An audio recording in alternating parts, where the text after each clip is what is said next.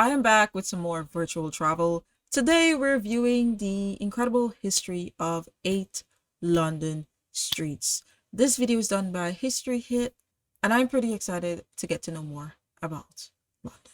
Let's hop in this reaction. Founded by the Romans almost 2,000 years ago, London is a city teeming with history. There's been everything from rebellions to regicides to executions to fire. I've selected 8 of the capital's most historic streets where London's grisly past really makes its presence felt. Let's go!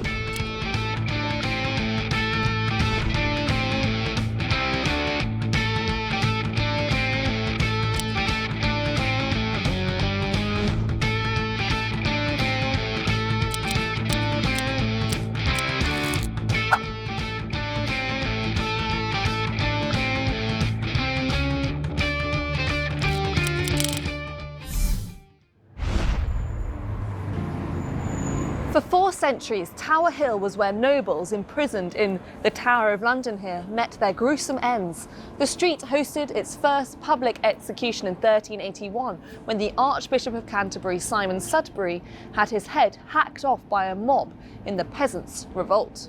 The last was the beheading of the Scottish Jacobite rebel Simon Fraser, 11th Lord Lovat, in 1747.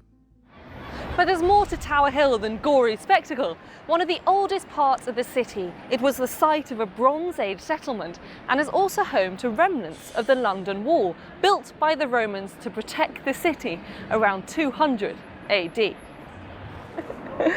Cute couple alert.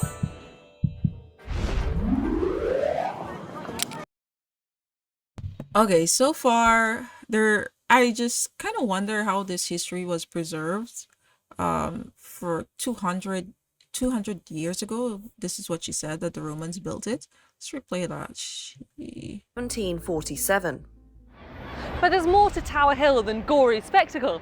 One of the oldest parts of the city, it was the site of a Bronze Age settlement and is also home to remnants of the London Wall, built by the Romans to protect the city around 200 AD. Oh, 200 AD. That is still a long time.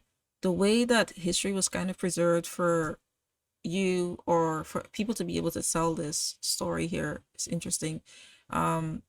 History is such a fascinating and an interesting topic to me, so it's just really great to learn more about this. And I guess tourists, when they do travel there, there are tour guides that kind of give this breakdown or the history of these places, I'm assuming. So very much interesting. Couple alert.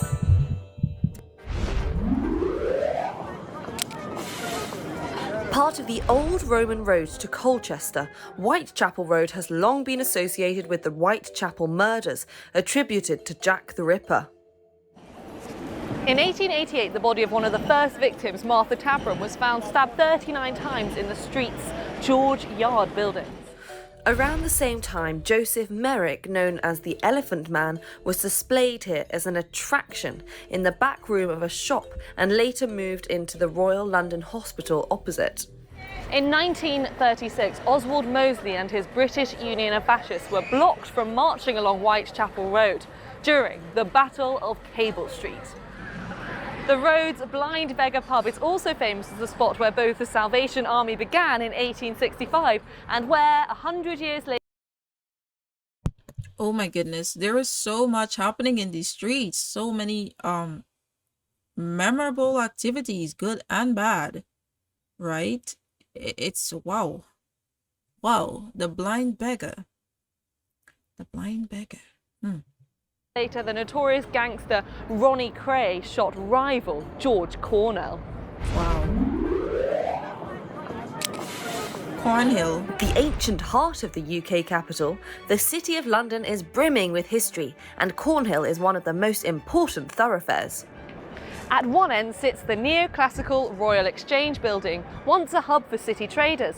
At the other is the Christopher Wren 1667 St Peter upon Cornhill Church, which claims to occupy London's oldest Christian site, dating from 179 AD. Running off it, Change Alley was the site of Jonathan's and Garraway's coffee houses, where the city's original traders started in the 17th century. The former was the first place to post share and commodity prices in 1698, while the latter was the first place in England to sell tea.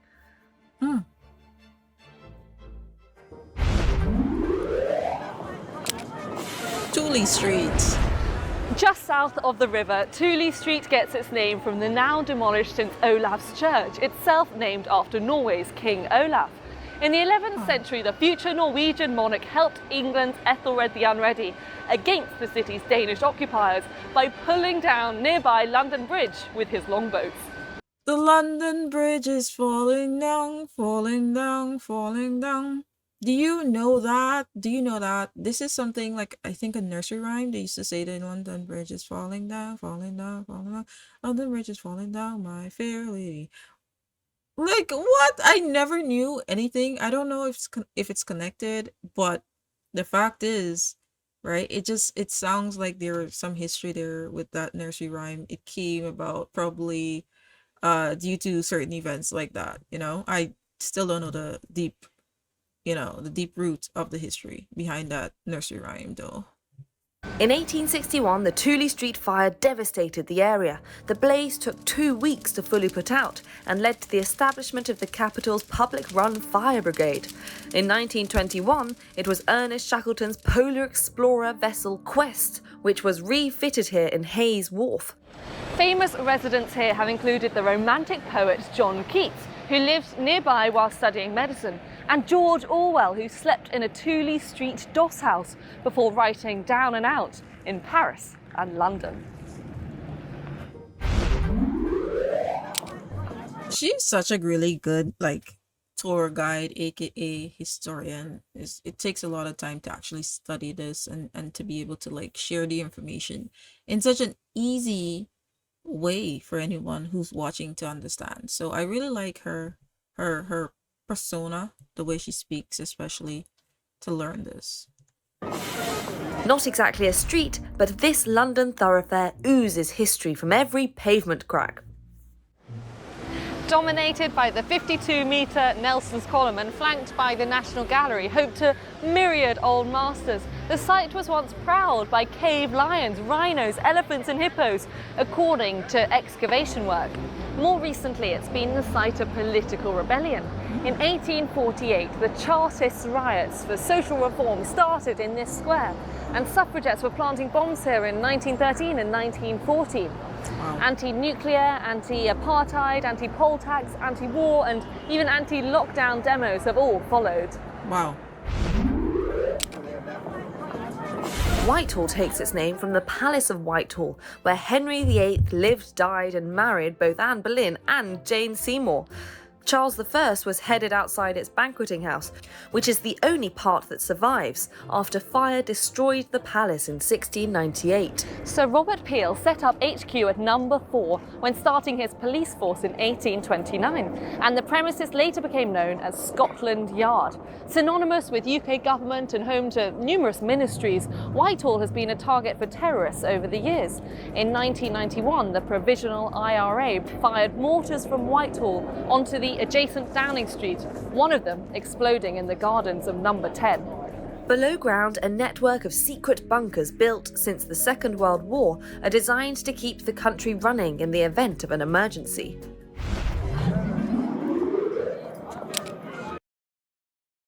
Wow.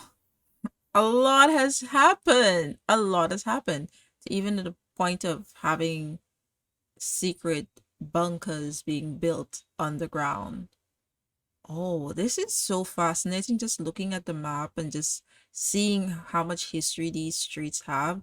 And she's only dealing with 8. So imagine how many they have and how many history lots of these streets have, you know? Wow. Developed in the start of the 18th century and named after the military commander John Churchill, the 1st Duke of Marlborough, this Soho Road has been home to peers such as Lord Nelson and scientists such as Henry Cavendish and Charles Darwin. Philip Morris, which owned a factory here in 1881, named its Marlboro cigarettes after the street. Number 20 and 21, now a hotel, once housed the Marlborough Street Magistrates Court, where Charles Dickens worked as a reporter and Oscar Wilde stood trial in 1895. Rock stars John Lennon, Mick Jagger and Keith Richards have all faced a judge here too. John Lennon? John Lennon. I have another YouTube channel where I do music, and I have been checking out the Beatles lately. I did not know John Lennon was. I know I reacted to the Beatles anthology, and I know was it him was charged for speeding, but I don't know if it's that's with association with this, something like that, something like that. Let me just replay to make sure I have the context of this right. Don't want to be saying Worked as a wrong reporter things. and Oscar Wilde stood trial in 1895. Rock stars John Lennon, Mick Jagger and Keith Richards have all faced a judge here too. Okay. Further west, upmarket Piccadilly has been a major London artery since the Middle Ages. Its name comes from local tailor and landowner Robert Baker, who made his fortune here by selling piccadilles. These were big lace collars which were trendy in the 17th century. Wow. And he lived in Piccadilly Hall. Wow. Over the years, this long, wide street has been home to aristocrats, various members of the Rothschild family, and even Count Dracula in Bram Stoker's 1897 novel. St James's Hall, which was demolished in 1905, hosted readings by Dickens and concerts by Tchaikovsky. Fortnum and Mason opened in 1705, the Ritz Hotel opened in 1906, and the Royal Academy of Arts continue to provide links to its prestigious past. So there you have it, London's most historic streets. Thanks so much for watching, and don't forget to click subscribe. Yeah, that was awesome. There's more. Thanks for watching this video on the History Hit YouTube channel. You can subscribe right here to make sure you don't miss any of our great films that are coming out. Or if you are a true history fan, check out our special dedicated history channel, historyhit.tv. You're going to love it. Go subscribe if you want to know more. Okay. Awesome channel. Had so much valuable information. So I really did learn a lot. I didn't know that, in London of course they have streets with so many historical meanings, but I didn't know the extent and I didn't know much at all. So that was really nice learning about the history. Taking it in, a lot was just really, really terrible, and a lot was just really interesting as well. There were a lot of good things that happened in these streets as well, right? So I'm so glad I got to watch this and learn so much. If you want me to check out any more content about London, England, UK, Scotland, anywhere really, just let me know in the comment section. Thank you so much for watching. Don't forget to comment. Don't forget to like this video. And don't forget to sub to the channel for more content. See you next time.